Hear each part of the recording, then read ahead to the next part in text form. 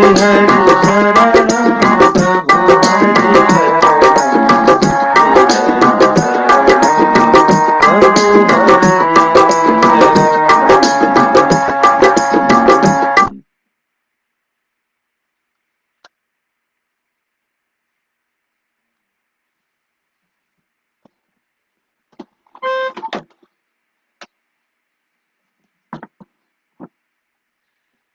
जय श्री हरि, जय श्री कृष्ण। आज म श्री हरिवंश पुराण को 59वें दिन में पंचमो अध्याय प्रारंभ करने जा रहा हूँ। इसमें आज हम वसुदेव जी का नंदन को ब्रज में लौटने की सम्मति देना और नंदन जी का वो ब्रज की शोभा निहारते हुए वहां पधारना, इस विषय में हम आज श्रवण करेंगे। वैशंपायन जी कहते हैं, जन्मे जय वसुदेव जी ने प्रसव से पहले ही रोहिणी को ब्रज में भेज दिया था। जब उन्होंने सुना कि रोहिणी ने अपने पहले ही एक ऐसे पुत्र को जन्म दिया है जिसका जिसका मुख चंद्रमा से भी अधिक कांतिवान है, तब वे तुरंत ही कंस का कर चुकाने के लिए पत्नी सहित मथुरा में आए हुए नंदगोप के पास जाकर मंगलमयी वाणी से बोले, मित्र, तुम इन यशोदा जी के साथ ही शीघ्र ब्रज को लौट जाओ। तात वहां जाकर यह दोनों बालकों को जात कर्म आदि संस्कारों से संपन्न करके ब्रज में ही सुखपूर्वक उनका पालन पोषण और संवर्धन करो। ब्रज में रोहिणी के गर्भ से उत्पन्न हुआ जो मेरा शिशु पुत्र है, उसकी भी रक्षा करना। भाई, मैं तो पितृपक्षों में पुत्रवानों के द्वारा निंदनीय ही होऊंगा, क्योंकि मैं ऐसा भाग्यहीन हूं कि आपने एकमात्र शिशु पुत्र का मुख नहीं देख पाता हूं। यद्यपि मुझे इस बालक का ज्ञान है कि सुख दुख और संयोग वियोग आदि प्रारब्ध के ही अधीन है, तथापि निरंतर बना रहने वाला भय मुझ बुद्धिमान की बुद्धि को बलपूर्वक लेता है। इस निर्दय कंस से मुझे सदा यह डर लगा रहता है कि कहीं यह मेरे इस शिशु का भी वध न कर डाले। अतः तात नंद गोप, तुम मेरे पुत्र रोहिणी कुमार को जिस उपाय से भी रक्षा कर सको करो।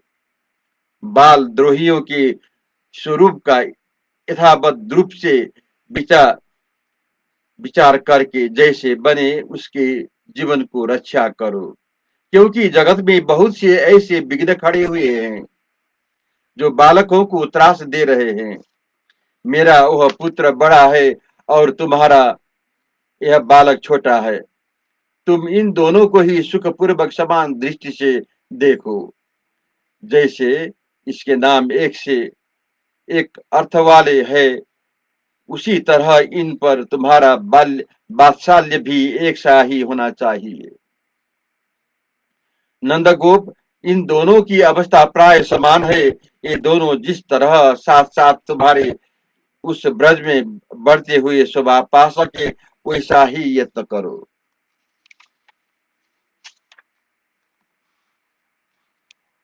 बाल्यावस्था में सब लोग खेल कूदने से मन बहलाते हैं। बालक बालकपन में प्राय सभी मनुष्य मोहग्रस्त रहते हैं। उन्हें कर्तव्य का बोध नहीं रहता, तथा बचपन में सभी बात बात पर बहुत चिढ़ते हुए रूठते हैं। अतः बच्चों को इन सभी दशाओं में संभालते हुए उनके लालन पालन के लिए प्रयत्नशील रहो। देखो, वृंदावन में किसी तरह भी गौओं के ठहरने का स्थान न बनाना। वहां निवास करने वाले पापदर्शी केसी से तुम्हें सदा डरते रहना चाहिए। वन में सांप बिच्छू कीड़े मकोड़े तथा पंछियों से और गोब्रज में गौओं तथा बछड़ों से इन दोनों शिशु को शिशुओं की तुम्हें सदा रक्षा करनी चाहिए। नंदगोप, रात बीत गई, तुम तेज चलने वाली सवारी पर बैठकर शीघ्रता पूर्वक यहाँ से पधारो। ये दाएं बाएं उड़ने वाले पंछी मानो तुम्हें जाने के लिए कह रहे हैं, विदा दे रहे हैं। महात्मा वसुदेव के द्वारा किसी गुप्त रहस्य का ज्ञान करा दिए जाने पर नंद बाबा यशोदा जी के साथ प्रसन्नता पूर्वक सवारी पर बैठे। तदंतर सदा सावधान रहने वाले परम बुद्धिमान नंद जी ने छोटे छोटे बालक जिसे कंधे पर ढो सके ऐसे ही शिविका अर्थात डोली में अपने शयन करने योग्य शिशु को सुला दिया। फिर यमुना जी के किनारे किनारे जाने वाले ऐसे एकांत मार्ग से वे चले जहां जल की बहुतायत थी और ठंडी ठंडी हवा चल रही थी।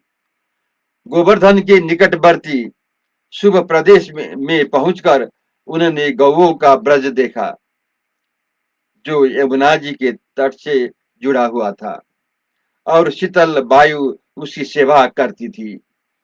विशेष प्रकार की बोलने वाले शिकारी जीवों के रहने से उस प्रदेश की रमणीयता बढ़ गई थी।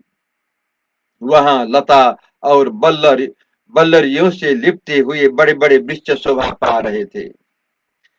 घास चरती और थनों से दूध झरती हुई गौओं से वह स्थान अलंकृत था। वहां गौओं के चरने फिरने के लिए सम भूमि थी।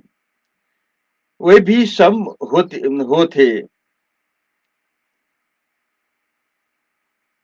विषम विषम नहीं, जलाशय में उतरने के लिए जो मार्ग थे वो भी सम ही थे। बैलों यहाँ साड़ों को कंधों की टक्कर से तथा उनके सींगों के रगड़ने से वहां के कई वृक्ष घिसे हुए दिखाई देते थे। रगड़ से सॉरी वहां गोद गीध और मांस भक्षी वन बिलाब आदि के पीछे मांस की इच्छा रखने वाले बाज तथा बसा और मेदा खाने वाले गिदड़, चीते एवं बाघ सिंह आदि लगे हुए थे। इन सब के द्वारा वह प्रदेश घिरा हुआ था। सिंहों के दहाड़ने से वहां का वन प्रांत गुंजता रहता था। नाना प्रकार के पंछी वहां सब और व्याप्त थे। उस ब्रज में जो वृक्षों में फल लगे थे वे बड़े स्वादिष्ट थे। वहां घास पात और लता बेलों की बहुलता थी। इस प्रकार वह गोब्रज गौओं के रवाने के शब्द से मुखारित था। गोपांग नावों से घिरा हुआ वह भूभाग बड़ा रमणीय दिखाई देता था। बछड़ों के बोलने से वहां का स्थान सब अंगूर ओर से गुंजता रहता था। छकड़ों की गोलाकार श्रेणियों से वहां भूभाग बहुत विशाल जान पड़ता था। वहां चारों ओर कांटों के बाढ़ लगे थे। सीमाओं पर जंगल के गिरे हुए बड़े बड़े वृक्ष रखे गए थे। बछड़ों के लिए गाड़े या खूंटों और बांधने की रस्सियों से उस ब्रज की बड़ी शोभा हो रही थी। वहां धरती पर सब और सूखे कंडे या करसी को ढेर पड़े थे। कुटी और मठ चटाइयों अथवा तृण समूह से छाए गए थे। कुशलता पूर्वक घूमने फिरने के लिए वहां बहुत से स्थान थे अथवा उत्तम लक्षणों से युक्त भट्टों के प्रचार से वह ब्रज समृद्धशाली प्रतीत होता था। वह भूभाग रिष्ट पुष्ट मनुष्य से भरा था। वहां मोटी और पतली रस्सियों की बहुलायत थी। दूध दही मथने के लिए जो बड़े बड़े भाट या खड़े घड़े होते हैं उनमें से मंथन के समय जो शब्द प्रकट होता था वह वहां सब ओर फैला हुआ था। वहां तक्र और मट्ठा बहाने के लिए बहुत सी नालियां बनी थी। दही के ऊपर का जो सरभाग होता है उससे वहां की मिट्टी गीली हो रही थी। मथानी चलोने के समय गोपियों के हाथों के कंगन खन खनाते रहते थे। उनकी मधुर झंकार वहां सब गुंज रही थी। उस ब्रज में काक पक्ष पीछे की ओर सिर पर बड़े बड़े बाल धारण करने वाले बालक खेल रहे थे। ग्वालों के अखाड़ों से वहां का भूभाग भरा था। गौओं के बड़ों रहने के स्थानों के दरवाजों पर काठ के कुंडे लगे हुए थे। बीच में गौओं के ठहरने विश्राम करने आदि के लिए पर्याप्त स्थान था। ऐसा गौशालाओं से वह ब्रज भरा हुआ था। अगर आग पर खौलाए जाते हुए घृत की मनोरम गंध से वहां की वायु सुबासित हो रही थी। नीली पीली साड़ियों से सुशोभित तरुणी स्त्रियां उस ब्रज को अलंकृत किए हुए थी। वन के फूलों का कर्णभूषण धारण किए बहुत सी गोप कन्याएं वहां सिर पर घड़े लिए आती जाती थी। उनके स्नानों के उनकी स्तनों के अग्रभाग चोली से बंधे थे और उन पर आंचल पड़ा हुआ था। यमुना जी के तट पर गए हुए मार्ग से जल लाने वाली उन गोप कुमारियों से वह ब्रज घिरा हुआ सा जान पड़ता था। ग्लोबल के शब्द ग्वालों के शब्द से गुंजते हुए उस गो ब्रज में प्रवेश करते समय नंदराय जी के बड़े हर्ष हुआ।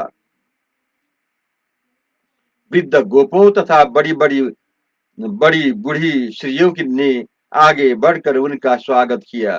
तत्पश्चात उन्होंने चारों ओर से घिरे हुए उस सुखदायक आवास स्थानों में रहने के लिए रुचि प्रकट की।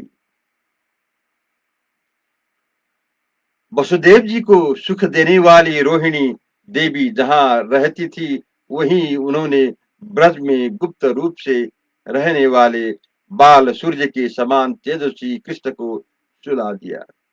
जय श्री कृष्ण। जय श्री हरि।